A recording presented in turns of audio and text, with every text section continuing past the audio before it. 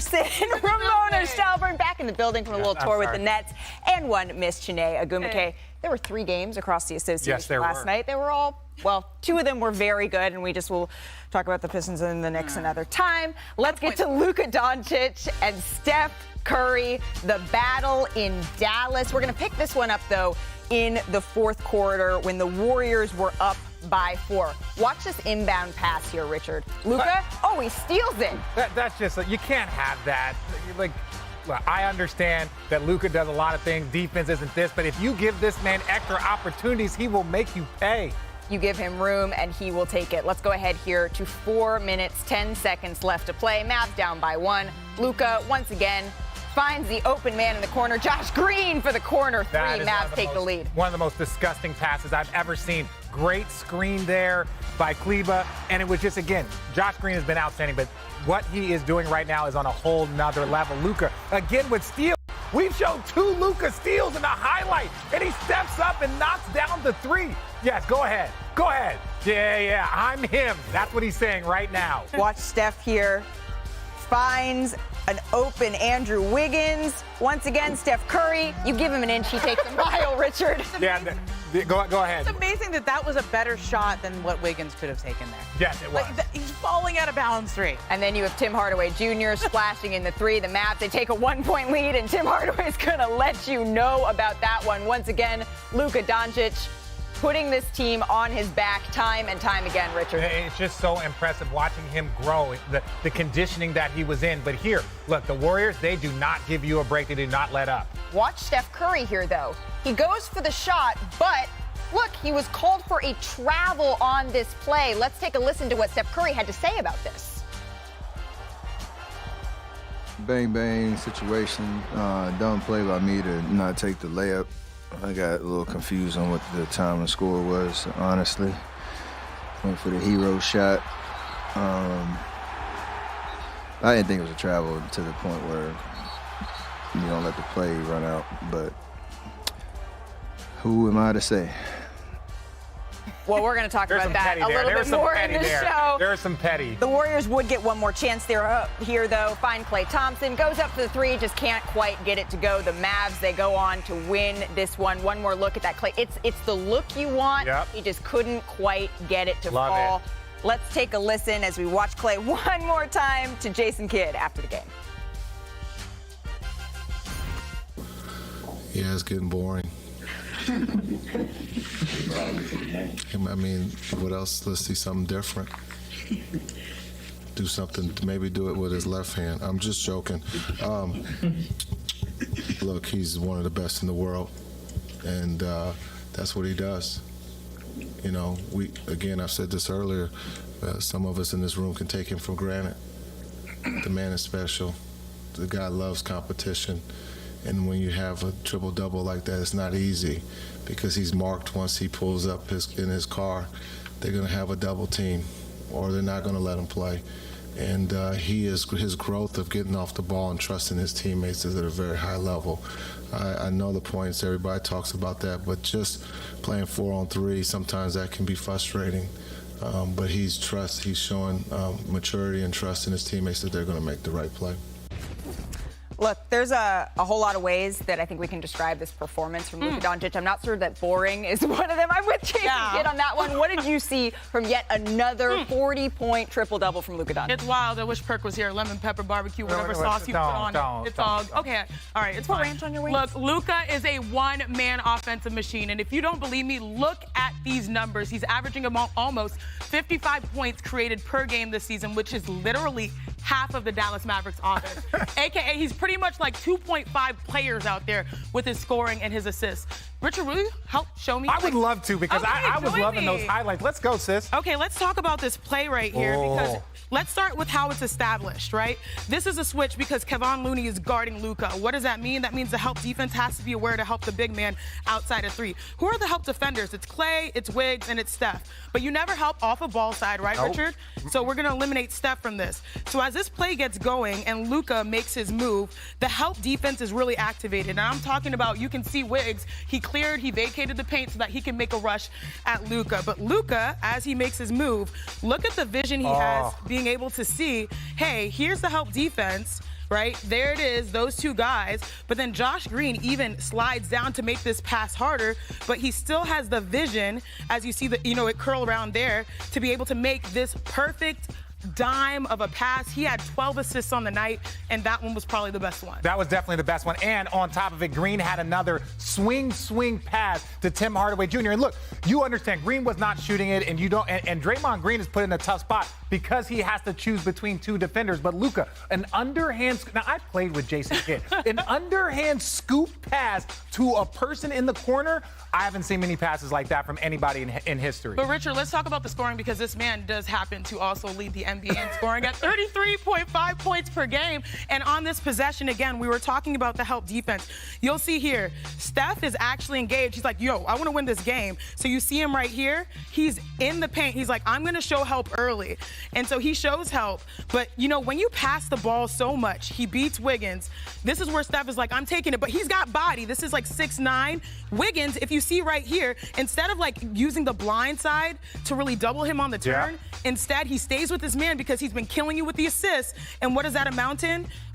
Cash money. Cash, easy one. And Steph there, if he should have either properly taken a charge or tried to stay on his feet. He was caught off guard because you could see it wasn't a stumble. That wasn't a charge attempt by him. But if he stays on his feet, then you're possibly in a double situation. So he was just breaking them down. Yeah, you have to pick your poison when it comes to Luka Doncic. Either you help on him, right, and then he's able to create a pass, or you don't, and then he's able to turn around and hit a bucket. It's sort of a lose-lose situation, but that begs sort of the thought of who's the MVP then? And according to Caesar Sportsbook, you can see the entire list there. You have Luka Doncic leading the way, followed by Giannis Antetokounmpo, Jason Tatum, and then a pretty sizable gap before you get to Steph Curry and Joel Embiid. But of course, respectfully to the odds makers, this isn't necessarily the list that I want to talk about today. Can I show you guys what I want to talk about? Yeah. Because Kendrick Perkins, he has his own leaderboard. The guy who's averaging 33, 9, and 8, he's not even on it. According to Big Perk, the MVP race is Jason Tatum 1, Giannis Antetokounmpo 3, 2, Devin Booker at 3, Ja Morant at 4, Tyrese Halliburton at 5. A little bit of surprise there, but the Pacers are 4th in the East right now. So this means we need to bring in Big Perk. Because Perk tweeted this out before two guys from last night went head-to-head. They're missing on your list. No Steph, no Luka. How we feeling today, Big Perk? Oh, I'm standing on my list. That's how I'm feeling. I'm feeling great. My list is flawless. Anybody that disagree with me, they're the one with the problem. See, here's the thing. We move the goalpost so much when it comes down to this MVP race and things to that nature. Now, is it going to stay this way? Probably not. Guys are going to continue to play better. But when it comes down to Jason Tatum, right now he's the clear front runner for the MVP. And we can't say enough with Giannis where he got the Milwaukee Bucks at right now. No Chris Middleton. We talk about Devin Booker. No CP3, no Cam Johnson, no Jay Crowder, no problem. And then do I have to tell y'all about Ja Morant, like for real, one of the most electrified players? Here's my wild card. He is Halliburton. Nobody in their right mind would have thought that the Indiana Pacers will be sitting at the number 4 spot at the Eastern Conference right now, and it's all because of Halliburton in this play, averaging almost 20 points, 11 dimes on 48% shooting. Now, if anybody have a problem with this list, shame on them. Okay, don't shame on me. Don't shame on me, Perk, because I love you. But I just have a follow-up question. So Luka Doncic is not in your top 5. Is that because the Mavs are struggling relative to the other guys on the in the standings in their conference? Yes, because not only do you have to have great individual numbers, but your team has to be winning. Your team can't be sitting at the number 9th or 10th spot at a 500 record and you expect for him to be in the MVP conversation. It's just not how it works. Now, look, Luka has been doing his thing individually, but last time I checked, your team has to have success and be up in the top tier as well. Well, all right, Rich. Okay, listen, the beautiful thing about America is this: you are entitled to your opinion, even if you are wrong. Even if you are grossly wrong. And let me break it down. The difference between 12 and 8 and 10 and 10 is what, ladies and gentlemen?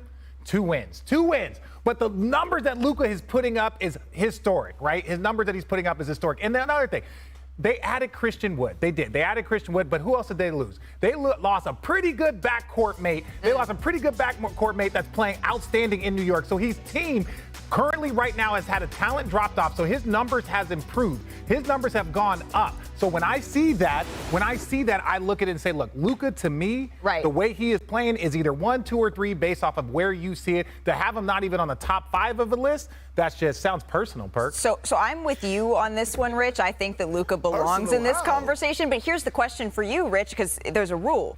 Now, Halliburton is having an all-star quality season. I believe he is an all-star player this year. If the all-star game was to be right now, he is doing things that I don't even think. If the Sacramento Kings, who are having an outstanding season and the trade looked like it was a great trade for both, even them, they're probably like, oh, God, this kid looks pretty good. Right? Maybe we should have traded De'Aaron Fox, man. You know what I'm saying? Like, instead, I'm just saying. So that means you're dropping him off? Halliburton. I'm dropping Halliburton off, and I'm adding Luka onto the list. Okay, Ramona? So we can quibble with the rest of his list, but I do think he has the front runner correct. I think Jason best player, Tatum, best team. Yeah, best player, best team. And Jason Tatum is having for him, it's hard to say a breakthrough year because he's broken through so many times before, but this is where he elevates from being an all-NBA player to an MVP caliber player. And what he's done offensively this year and defensively on both sides of the ball, he has done so much work on his game. I think you have to look at Jason Tatum as the front runner, especially with how the Celtics are playing. Yeah, absolutely. Like, you have to celebrate the Celtics overall because they were dealt a situation, but look at how professional they have been when it comes to basketball and those guys producing and being the best team out there. And so I'd feel comfortable with Luka. I mean, I'd probably go Tatum 1, then I'd go Luka or Giannis at 2A, 2B. And then after that, you know, Halliburton does not make my list. I like Morant, I like Booker, but I think it is like an egregious error to not have Luka on there. And the odds makers have Booker at 10. Okay, let's just, and the last part, listen, close your mouth there, big fella. Hold on. This is the last thing. Right now, the numbers are, Celtics are 17-4. The Bucks are 14-5, right? So one less loss. Has Middleton played it all this year? Because Jaylen Brown has been playing all year. He's supposed to play, I'm just saying, Jaylen Brown has been playing all year. Marcus Smart has been playing. They added Malcolm Brogdon. Giannis looked around and said, oh, man, I don't have my second best player, and a 4-time NBA All-Star. Let me just up my stuff. So to say that best player, best team, but I don't know if he's having an outstanding year. He was first-team All-NBA. He's going to be first-team All-NBA if he continues down this route. So, Richard, who's one for you? Who's one for you? Giannis is number 1. Okay. All right. Perk, last word on this because we could go on it all day. Well, here's my question to y'all. So the record don't matter? It's 2 questions I have to ask. One, does the record of your team matters? And it's gonna be an MVP update. In another 2 months, I'm gonna give another update on the MVP list. But as of coming into the season. What I'm saying is, right now, take Halliburton off the Pacers, and they would not be number 4 in the Eastern Conference, by the way, which is the better conference out of the 2. But if you take Luka off the map. Exactly. But if you take Luka off the map. But hey, in Perk's words, his list is flawless. So there you go. And it's fluid. It's fluid and flawless. There you go. Still to come on NBA Today. This is why we're talking about the MVP. We're a quarter of the way through the season. It's only right that we double down and put some wagers on awards. So MVP, 6th Man of the Year, title odds. Richard, do you want to lead that? Oh, 100% I would. All right. And remember when Giannis did this in Madison Square Garden? He returns to the world's most famous arena tonight, so we preview that game. Plus, the Clippers, they are no strangers to big comebacks. What they did last night, let's just call the Clippers the comeback kids. Let's head to Portland now. The Blazers hosting the Clippers. Still no Damian Lillard in this one. Master Holly, I see you back there. But they did have one, Mr. Anthony Simons. Hits a 3 here. Absolutely no problem. Once again, finding Simons, you guessed it. Again, hits the 3. You may be sensing a little bit of a pattern here. Yeah, he was cooking. Who's guarding this man? Who is guarding him? Anthony Simons again and again and again. 9 threes. The Blazers led by as many as 18 in the third, in large part thanks to him.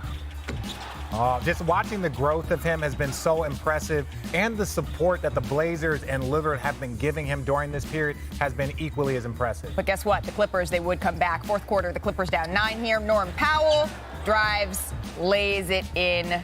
And then once again, 5 minutes to play. Clippers down 4. Powell, one more time, drives in for another layup, gets it to go. 2:40 left to play. The Clippers down by 2. Reggie Jackson finds Nick Batum, splashes in the 3. The Clippers take the lead.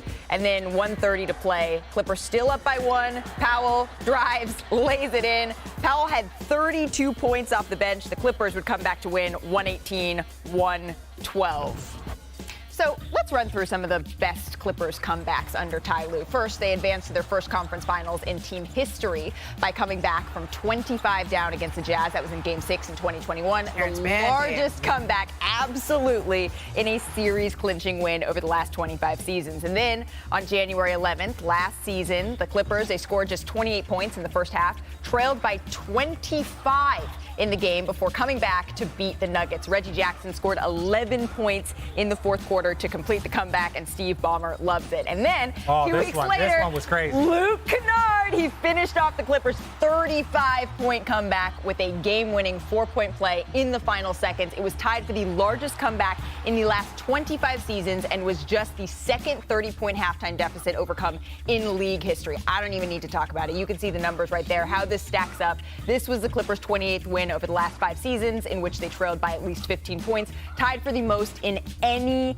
NBA in this time, and by any team in this time. So, Perk, I'm curious. The Clippers, it feels like they're never truly out of a game. We talked a lot about the depth of this team, but with all of the pieces, someone has to run the show. What are your thoughts on why Ty Lue is able to be so effective here? Because that's who he is. He's one of the best, if not the best, coaches in the league. And you know the great thing about Ty Lue is that he still has a chip on his shoulder. And you know why he has a chip on his shoulder? Because when he did coach in Cleveland and he won the championship with LeBron, a lot of people, all the people were saying was, oh, you had LeBron. Ty Lue wants to win the championship without LeBron to show how great he actually is. When it comes to in-game adjustments, he's one of the best in the business. You have a lot of coaches that have their pre-game plan already planned out and stick to it throughout the course of the game. Not Ty Lue. He mixes it up and goes on the field of the game. Think about this. A couple of nights ago, I witnessed Zubac struggle against the Denver Nuggets. The follow-up game after that, he went out there and had 31 points and 29 rebounds. That's bringing out the best in your players. That has something to do with coaching, along with Reggie Jackson. When Reggie Jackson came from Detroit, we thought his career was done. He has been on interviews saying how the Clippers have changed his career, changed his life. You don't think that has something to do with Ty Lue? We all know that Kawhi Leonard and Paul George wanted Doc Rivers out of there. Why? Who they wanted? Ty Lue. Ty Lue is the reason, and he's going to continue to have this team competing hard every night. He's going to continue to have them pulling out games every night, even if Kawhi Leonard and Paul George is not available. But if that don't mean he's going to win the championship. It's just time to recognize his greatness. It's pretty clear. Ty Lue is that dude. All right, let's keep it pushing to the Eastern Conference. The Heat and the Celtics, they play tonight in Boston. It'll be their second matchup of the season. The Celtics won 111-104 on October 21st. Boston has won 9 of their last 10 games. They have the best offensive efficiency in the last 25 years. And for more on the Celtics' hot start, our friend Zach Lowe dives in on his podcast, The Lowe Post. We're at the quarter mark of the NBA season. The biggest story in the NBA, and I don't think it's close, is that the Boston Celtics, through 21 games, are on pace to shatter, destroy, obliterate every offensive scoring record, efficiency record that has ever been put up, ever in the history of the sport.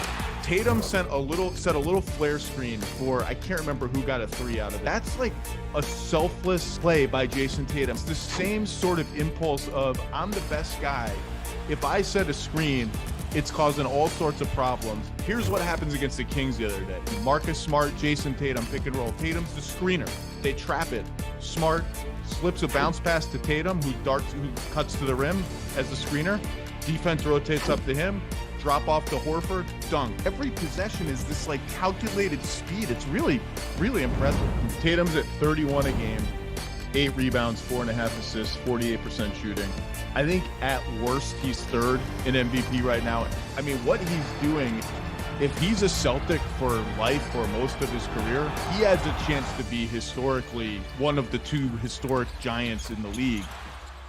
As great as any player who's ever worn that uniform, including Bird. And Tatum is Tatum. I mean, they are a machine. Look, here's the bottom line. I picked the Bucks to win the title this year. That was my preseason pick. I stick by the preseason pick. It's like, that's what it is. I still think they can win the title. There's just no argument that a quarter of the way through the season, the Celtics are the championship favorites. So take a look at the Celtics' upcoming schedule here. You can see it there on your screens. But a big reason for their 17-4 best record in the NBA here has been Jason Tatum. We talked about him in the A block of the show, but what's been the biggest change, advancement in his game? Well, look, Malika, he put an emphasis on getting to the rim in the offseason. He and his longtime trainer, Drew Hanlon, worked out where Drew just fouled him. He was rough on him because when they studied tape of him in the finals, this is what hurt him. He just didn't finish at the rim as well as he could. Now, just prepare yourself for this. Jason Tatum is finishing at the rim better than Giannis this year. 76% in the restricted area. Wow. Giannis is 74%. That's big. That's third in the league. 2 players ahead of him, Nick Claxton, Anthony Davis, 2 centers. Wow. Rich?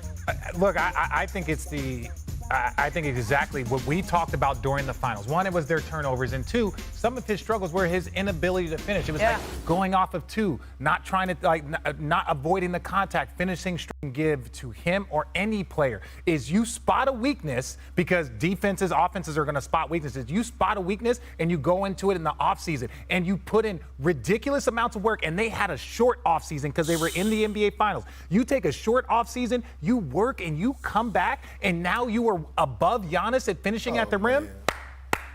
I got nothing but positive things to say about Jason Tatum. Say what you were saying. Say what you were saying in the production meet. Say what you were saying in the production. What did I say in the production meeting? That's what you say. Don't come up here and switch it up. Say what you were saying in the production meeting. What did I say in the production meeting? I still got the Bucks as the favorite. I still do. This is a conversation about Jason Tatum. This is not a conversation about the Celtics. I'm just saying. Say what you were saying. Say what you were saying in the production meeting. Say what you were saying behind closed doors. As the best team and the team to come out currently right now. They took a team to 7 games without their second best player. They are at second in the East without their second best player. I still stand by this. My conversation right now was a compliment to Jason Tatum. They got better. They added Malcolm Brogdon. The Celtics got better. Okay, they did. But this conversation about Jason Tatum, that's not going to change. Honestly, everybody can learn from what Jason Tatum did in a shortened offseason and improved an area of weakness that he spotted, everyone spotted, and it was talked about all NBA Finals. Perk, what do you think of those numbers that we just saw between Giannis and Jason Tatum? Well, that's why he's number 1 on my MVP list. Do I have to say more? He's number 1 on there. Look, but you know what? Shout out to Coach Mazzulla, because let me say this. He has done a great job of actually challenging Jason Tatum. I'm watching him setting more screens. I'm watching him roll to the basket. I'm watching him setting pin downs and slipping and getting to the basket off a backdoor cutting. He's not pounding the air out of the basketball, and he's also getting to the free throw line a lot. So now he's actually using all those wide shoulders and that muscle that he put on 2 years ago and being more physical. So I mean, it is what it is. That's why he's number 1 on my MVP list. And that's fair. Right? That's fair. I was more concerned with the end of your list, not the top of your list. I have no problem with Jason Tatum being in the top 3. Then why you talked about Giannis? Why you said Giannis needed to be number 1? If you let me finish. If you let me talk about Giannis. This is what I'm going to say about Giannis. You said that at the top of the show. You said that at the top of the show. I'm saying. This is what I'm going to say about Giannis. This is what I'm going to say about Giannis right now. Yes, he might be shooting 2% lower, but you know he's still missing his best ball handler, his second best scorer on his team. He's missing so much, and Giannis, even with all of that attention pushed on him, Giannis is still. No, you let me finish. He is still doing what he is doing. So that is my compliment to him. The fact that Giannis has still been this productive without his second best player. The last 2 MVPs were given out to a player that was playing outstanding without his team there. without Jamal Murray, without Michael Porter Jr. That's fine. I didn't say you. I said the last 2 MVPs were given out to somebody that played so outstanding and was shorthanded. That looks a lot more like Giannis than it does Jason Tatum at this current moment. Well, how about this? How about we go ahead and check in on somebody else? Oh, yes, please. Who is on Perk's MVP list, though? I We're just still want sticking the with gifs the of list. Perk's face during that entire segment. I don't. I just wanted one Richard shut up, but, you know, can I get it for one Perk? He doesn't know what you're talking about. Oh. All right, still ahead on NBA Today. Light the beam. Say it with me. It's all I wanted to Light the beam. Thank you. Tyrese Halliburton returns to Sacramento for the first time tonight, so we can at this point.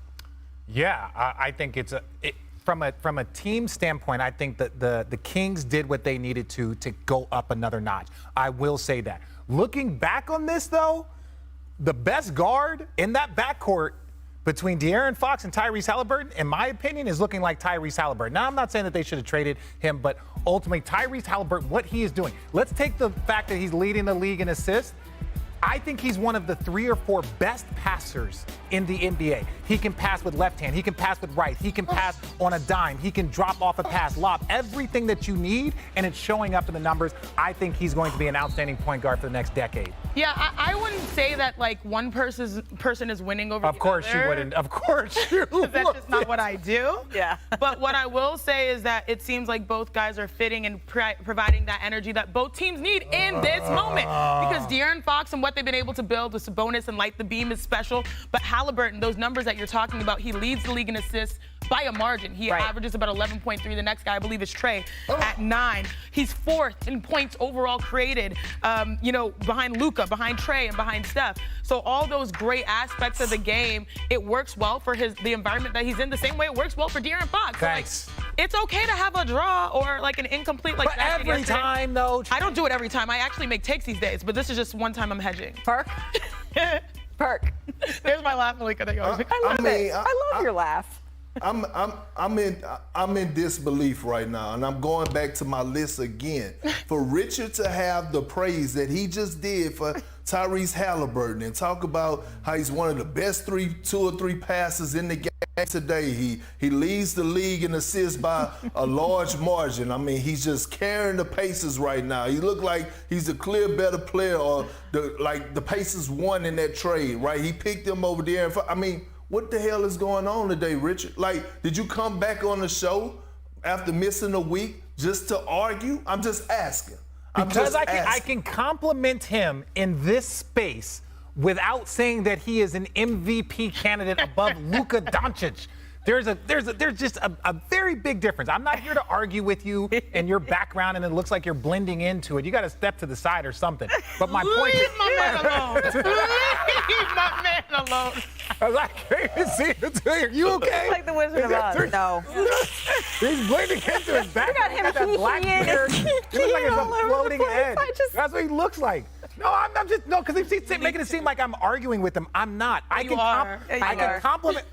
I can compliment Tyrese and say him like with 18 different points. He's giving 18 different points that were all valid.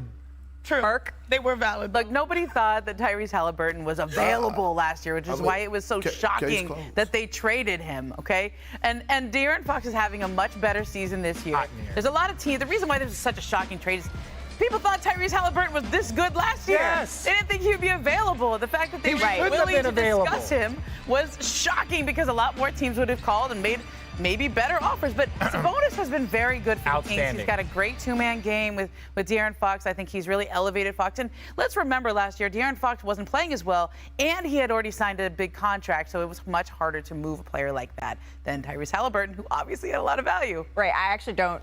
I don't have a problem with Chiney taking both in this one Thank you. because the addition of Sabonis has elevated De'Aaron Fox's game to a different place, and then you see what Tyrese Halliburton is doing for the Indiana Pacers. But Tyrese is not the only one who is back. The WNBA is back. The season is right around the corner. The schedule is out, Chiney. Here's some key dates in the WNBA. Okay, so I'm looking at an Aces at Storm playoff rematch. That's going to be good with a capital T. Each team will play a record of 40 games, which makes sense because last year was a condensed schedule. where we played 36 games in a short amount of time. Your girl still feels it from last season. Back, I feel great. I'm doing hot yoga. But, it was World Cup, right? The World Championships. I said World Cup because of FIFA and the season we're in. It's World Championships, and so we had to play a fewer games. So now 40, it makes sense. Finals opponents, Aces and Sun, will meet 3 times. Great. And then All-Star Game will be held on July 15th, which is fun. Let's all pull up. Okay. Let's pull up. But like I'm still a quote-unquote free agent, but you know. You're our free agent. We hype. We hype. Everybody on this part. Well, I know, right? Everyone's a free agent. Coming up on NBA Today, let's put some money down. Let's make some money moves. What are the best bets a quarter of the way through the season? More NBA Today coming up after this. Hey, don't bet with Perk. You're going to lose your money. You're undefeated, Richard. You're going to lose your money. Perkins list. Here's how that debate went earlier in the show. Perk tweeted this out before 2 guys from last night went head-to-head. They're missing on your list. No Steph, no Luka. How we feeling today, Big Perk? Oh, I'm standing on my list. That's how I'm feeling. I'm feeling great. My list is flawless. Anybody that disagree with me, they're the one with the problem. Okay, listen, the beautiful thing about America is this. You are entitled to your opinion even if you are wrong. Even if you are just grossly wrong. Look, Luka, to me, the way he is playing is either 1, 2, or 3 based off of where you see it. To have him not even on the top 5 of a list, that just sounds personal, Perk. Right now, take Halliburton off the Pacers, and they would not be number 4 in the Eastern Conference. In Perk's words, his list is flawless. So there you go. Oh, well, that was a lot of fun earlier in the show. And as you can imagine, the debate has not stopped. So what we have done is decided to bring in a bit of a referee, our guy from Daily Wager, Tyler Fulgham. Look, I understand that Perk is doing a lot of this, and I can't stand with him anymore. So I want to know from you, Tyler, who do you have? I didn't ask you to stand with me from the jump. Perk, we brought in a referee. Tyler, who do you have when it comes to the MVP race? Well, I just want to say I love you both, and I appreciate that Perk in America is exercising his right to an opinion. There is a name on there that I think is not getting enough love, and it's Devin Booker. However, RJ, I agree with you. I think Luka Doncic, who was the preseason favorite, has done nothing to lose that this season. He just put, and I'm full from Thanksgiving dinner, but Perk, we just saw Luka feed the people a 41-piece wing dinner, 12 biscuits and 12 pounds of mac and cheese on the side. Talk it, Tyler. Against the defending champions, mind you. And I know the Pacers would not be what they are without Tyrese Halliburton. What the hell? I'm gonna come stand over here. I'm gonna come stand over here next to my guy Tyler. I'm gonna come. Yeah, Perk. Yeah, I'm gonna come stand next to Tyler because Tyler's speaking that gospel.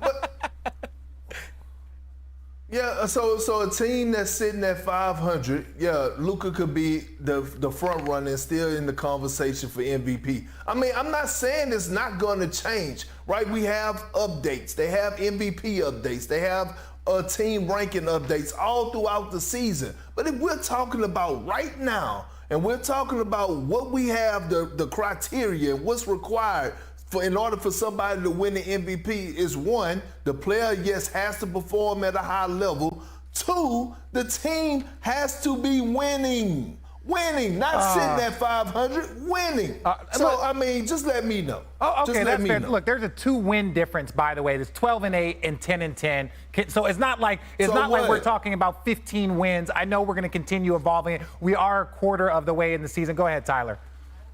Yeah, RJ, let me just steal this real quick because, I love that Perk is thinking outside the box, and having Tyrese Halliburton on there, he's like 250 to 1 right now to win the MVP. Halliburton deserves some credit for the season he's having. I just don't know if it belongs in the MVP race. However, if we flip it to the 6th Man of the Year award race, maybe there is an Indiana Pacer who is a better bet if you want to wager some money on that. And I'm talking about the guy who may be a little bit partial to you, RJ, because you may have something in common with that guy sitting at plus 650. Do you think Ben Mathurin, RJ, is a nice